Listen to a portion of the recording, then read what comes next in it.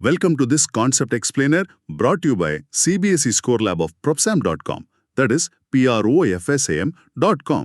இன்னைக்கு நாம unit 13 நியூக்ளியிலிருந்து radio ஆக்டிவிட்டிங்கிற ஒரு ரொம்ப முக்கியமான டாபிக்கை பார்க்க போறோம்.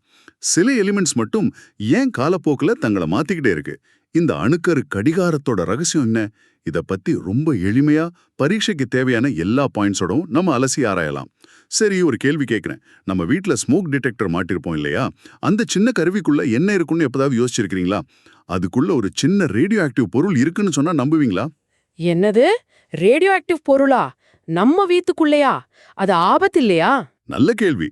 அது மட்டும் இல்ல, நம்ம விரும்பி சாப்பிட்ற வாழைப்பழத்துல கூட இயற்கையாவே பொட்டாசியம் 40 அப்படிங்கிற ஒரு ரேடியோ ஆக்டிவ் ஐசோடோப் இருக்கு. வாழைப்பழத்திலையா? ஆமா, நமது எந்த பாதிப்பையும் ஏற்படுத்தாத அளவுக்கு ரொம்ப ரொம்ப கம்மியான அளவுல இருக்கு. இப்படி நம்மளை சுத்தி இருக்கிற விஷயங்களுக்கும் ரேடியோ ஆக்டிவிட்டிக்கும் என்ன தொடர்புன்னு தான் நாம இன்னைக்கு ஆழமா பார்க்க போறோம். இது கேட்கவே ரொம்ப ஆச்சரியமா இருக்கு. அப்போ ரேடியோ ஆக்டிவிட்டினா என்ன? ஏன் சில பொருட்கள் மட்டும் அப்படி இருக்கு? முதல்ல ரேடியோ ஆக்டிவிட்டினா என்னன்னு ரொம்ப சிம்பிளா புரிஞ்சுக்கலாம். சில அணுக்களோட நியூக்ளியஸ், அதாவது கரு, ரொம்பவே அன்ஸ்டேபிளா ஒரு நிலையற்ற தன்மையில இருக்கும். அன்ஸ்டேபிளா? ஒரு குடும்பத்துல அமைதி இல்லாத மாதிரியா? அதே மாதிரி தான். அந்த நியூக்ளியஸ் அமைதியான ஒரு ஸ்டேபிள் நிலையை அடையிறதுக்காக தனக்குள்ள இருந்து சில துகள்களையோ, அதாவது பார்ட்டிகிள்ஸையோ அல்லது ஆற்றலையோ எனர்ஜியோ வெளியே தள்ளிடும். இந்த ப்ராசஸ்க்கு பேர் தான் ரேடியோ ஆக்டிவ் டீகே. இதை ஒரு ஓவர் ஸ்டஃப்டு சூட்கேஸ் மாதிரி கற்பனை பண்ணிக்கோங்க. Over stuffed suitcase? ஆமா, ஒரு பெட்டியில குள்ளளவுக்கு அதிகமா துணியை வச்சு அழுத்தி மூடி இருக்கும். உள்ள ஒரு டென்ஷன். அந்த ஜிப்பர் எப்போ வேணாலும் வெடிச்சு உள்ள இருக்கிற துணி வெளியே வரலாம் இல்லையா? ஆமாம், வரலாம். அதே மாதிரி தான் அன்ஸ்டேபிள் நியூக்ளியஸும்.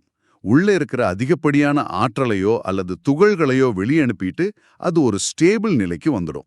ஓ, அப்போ சூட்கேஸ் ரொம்ப ஓவர் ஸ்டஃப்டா இருந்தா மட்டும்தான் வெடிக்கும். அதே மாதிரி அன்ஸ்டேபிள் நியூக்ளியஸ் மட்டும்தான் டீகே ஆகுமா? எல்லா நியூக்ளியஸுமே இப்படி டீகே ஆகுமா? சரியா கேட்டுங்க.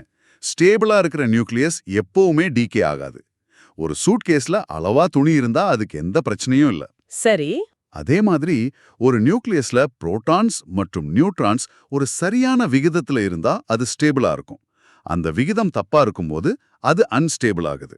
சொல்லப்போனா புரோட்டான் நியூட்ரான் எண்ணிக்கைக்கு ஒரு சரியான ரேஷியோ இருக்கு. அதை விட்டு விலகி போற அணுக்கருக்கள் தான் சிதைவடையுது. சரி, ஆனா அந்த சூட்கேஸ்ல இருந்து துணி எப்படி வெளியே வருது? ஜிப்பர் உடைஞ்சா சரி, ஆனா நியூக்ளியஸ்ல இருந்து ஒரு பார்ட்டிகிள் எப்படி குதிச்சு வருது? இங்கதான் விஷயமே ரொம்ப சுவாரஸ்யமா மாறுது. அந்த நியூக்ளியஸ்குள்ள பார்ட்டிகல்ஸ் எல்லாம் எப்பவுமே அதிர்வடைஞ்சுக்கிட்டே, அதாவது வைப்ரேட் ஆயிடு இருக்கும். சில சமயம் குவாண்டம் டனலிங் அப்படிங்கிற ஒரு வினோதமான நிகழ்வு நடக்குது. நான் முதல்ல இதை பத்தி படிச்ச போது என்னால நம்பவே முடியல. ஏதோ சயின்ஸ் ஃபிக்ஷன் சினிமா மாதிரி இருந்துச்சு. குவாண்டம் டனலிங்கா? அது என்னது? பேரே வித்தியாசமா இருக்கே. யோசிச்சு பாருங்க, ஒரு பந்தால ஒரு சுவரை உடைக்காம அதுக்கு அந்த பக்கம் போக முடியாது இல்லையா?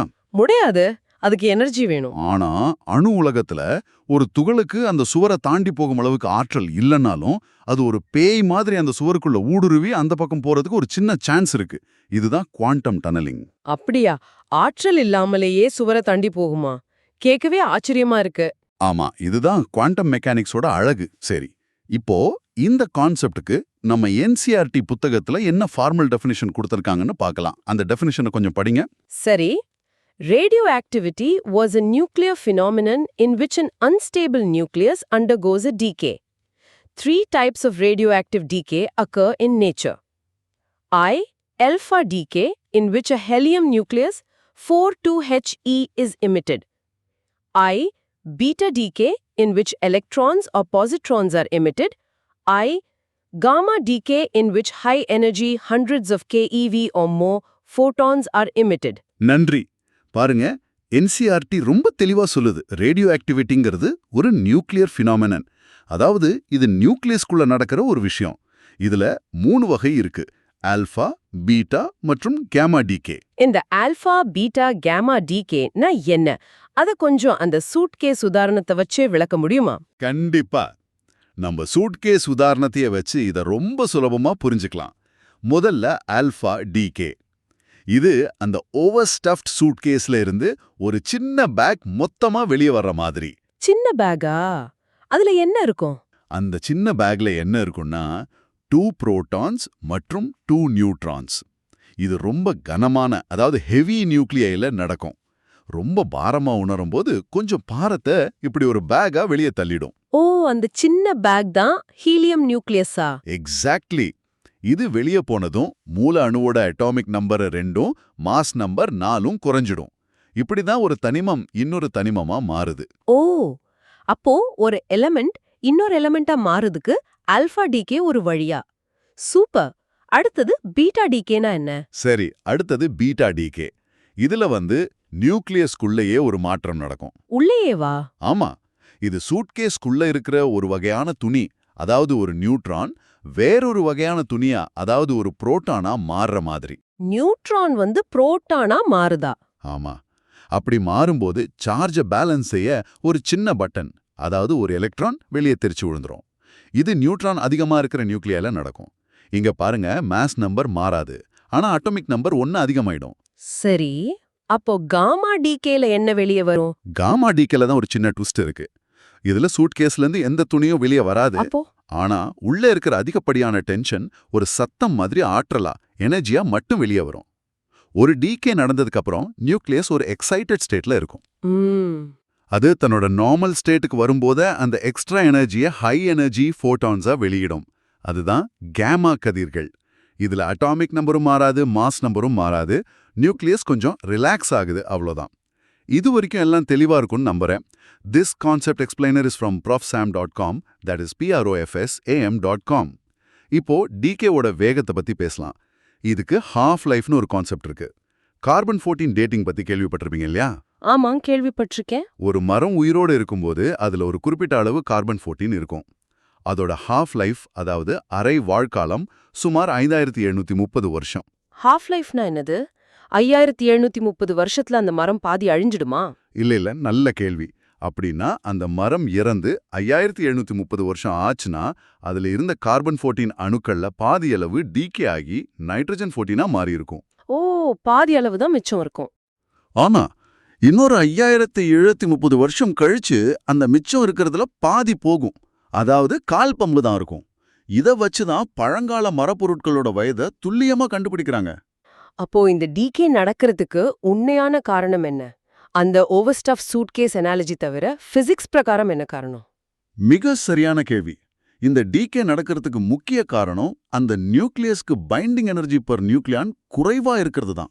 பைண்டிங் எனர்ஜி பர் நியூக்ளியான் போன டாபிக்ல படிச்சோமே. ஆமா, ஒரு நியூக்ளியஸ்ல இருக்கிற ஒவ்வொரு நியூக்ளியானும் எவ்வளவு இறுக்கமா பிணைக்கப்பட்டிருக்குங்கிறது தான் அது.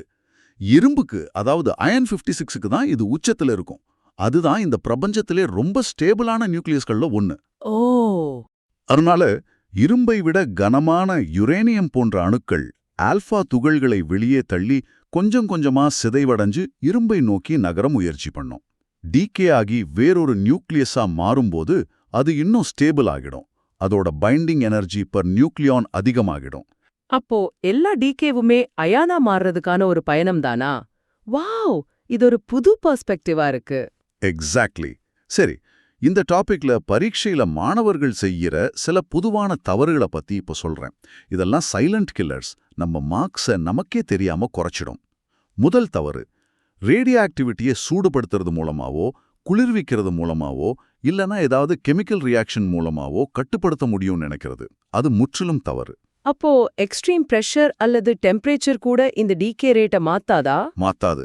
ஏன்னா இது ஒரு நியூக்ளியர் நிகழ்வு, நியூக்ளியஸ்குள்ள நடக்குது.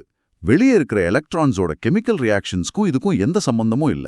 ஓ, ரெண்டாவது தவறு, ஒரு ஹாஃப் லைஃப் முடிஞ்சதும் எல்லா ரேடியோ ஆக்டிவ் பொருளும் அழிஞ்சிடும்னு நினைக்கிறது. அப்படி இல்ல. ஓகே, இது இப்போ எனக்கு தெளிவா புரியுது. ஒரு ஹாஃப் லைஃப்ல 50% தான் டிகே ஆகும். அடுத்த ஹாஃப் லைஃப்ல மெச்சம் இருக்கிற 50%ல பாதி, அதாவது 25% டிகே ஆகும். இது ஒரு தொடர் நிகழ்வு. அது எப்பவுமே முழுசா 0 ஆகாது. பர்ஃபெக்ட். நீங்க சரியா புரிஞ்சுக்கிட்டீங்க. இப்போ மூணாவது தவறு, ஆல்பா பார்ட்டிகல்ஸ் ரொம்ப கனமானது, அதனால அதுதான் ரொம்ப ஆபத்தானதுன்னு நினைக்கிறது. இது பாதி தான் உண்மை. பாதி உண்மையா? ஆமா, நம்ம உடலுக்கு வெளியே இருக்கும்போது நம்ம தோலே அதை தடுத்துரும். ஒரு பேப்பர் ஷீட் கூட போதும். ஆனா நாம சுவாசிக்கும் போதோ அல்லது உணவு மூலமாவோ அந்த ஆல்பா இமிட்டிங் பொருள் உடலுக்குள்ள போயிடுச்சுன்னா, உடலுக்குள்ள போனா ஆபத்தா? அதுதான் ரொம்ப ரொம்ப ஆபத்தானது. உள்ளே இருக்கிற செல்களை அது கடுமையா பாதிக்கும். சரி, அப்போ வெளிப்பக்க பாதிப்புக்கு காமா கதிர்கள் ரொம்ப ஆபத்தானது. ஏன்னா அது நம்ம உடம்புக்குள்ள ஊடுருவி போகும். ஆனா உள்பக்க பாதிப்புக்கு ஆல்பா துகள்கள் ரொம்ப ஆபத்தானது. இது ரொம்ப முக்கியமான பாயிண்ட். சரியா சொன்னீங்க. இந்த சின்ன சின்ன நியூவான்சஸ் தான் பிசிக்ஸ்ல அதிக மார்க்ஸ் வாங்க உதவும். சரி, இந்த டிகே வகைகளை சுலபமா நினைவில் வைக்க ஒரு வழி இருக்கு. என்ன வழி? ஆல்பா கதிர்களை ஒரு பேப்பர் தடுத்துடும்.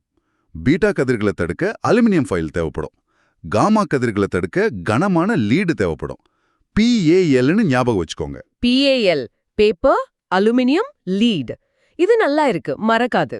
அதே மாதிரி ஹாஃப் லைஃப் கான்செப்டுக்கு உங்க ஒரு கையில 5 விரல்களையும் காட்டுங்க. இதுதான் 100% ரேடியோ ஆக்டிவ் பொருள்னு வச்சுக்கலாம். ஓகே. ஒரு ஹாஃப் லைஃப்க்கு அப்புறம் அதுல பாதிய, அதாவது 2.5 விரல்களை மடக்கிக்கோங்க. அடுத்த ஹாஃப் லைஃப்க்கு மிச்சம் இருக்கிற 2.5 விரல்கள்ல பாதிய, அதாவது 1.25 விரல்களை மடக்குங்க. இப்படி செஞ்சு பார்த்தா அந்த எக்ஸ்போனென்ஷியல் டிகே உங்க மனசுல பதிஞ்சிடும். இந்த ஜஸ்ட் ட்ரிக் நல்லா இருக்கு. இனிமே ஹாஃப் லைஃப்ல குழப்பமே வராது. சரி, இன்னைக்கு நாம கத்துக்கிட்டத ஒரு 3 முக்கிய புள்ளிகள்ல சுருக்கமா சொல்றேன். புள்ளி 1, ரேடியோ ஆக்டிவிட்டி என்பது ஒரு நிலையற்ற நியூக்ளியஸ் ஒரு ஸ்டேபிள் நிலையை அடைய தானாகவே சிதைவடையும் ஒரு நியூக்ளியர் நிகழ்வு. இது ஒரு ஸ்பான்டேனியஸ் ப்ராசஸ். நம்மால தூண்டவோ நிறுத்தவோ முடியாது. கரெக்ட். புள்ளி 2, இதுல முக்கியமா 3 வகை இருக்கு.